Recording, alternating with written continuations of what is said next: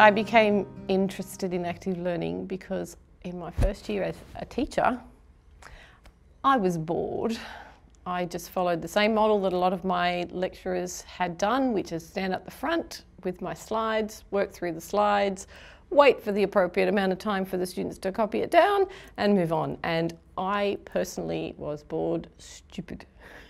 So I decided that something had to change and I wanted more interaction with the students. I wanted to find out if they were actually learning what I was saying, and I also wanted them to try things more regularly. So I just started to get them involved in the whole lecturing process. Active learning to me is kind of an oxymoron because you can't have passive learning.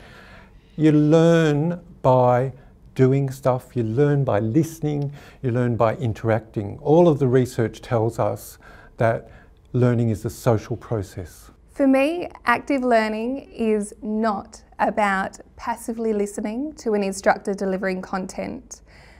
I think active learning is anything other than listening. So it could be reading, writing, problem solving, talking to somebody else, sharing ideas.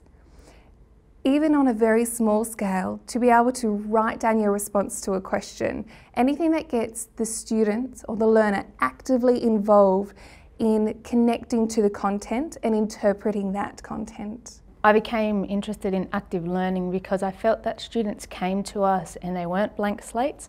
They came to us with multiple life experiences and stories, especially being from a nursing background, and many of our students have experience with nursing, and that they weren't blank slates, so it was really rich to have them involved in the class and share their experiences, and the rest of the class enjoyed it and we seemed to get a lot more out of it. I think active learning is about students developing their own skills, and then as a teacher my job is to help them develop those skills and to put them into practice.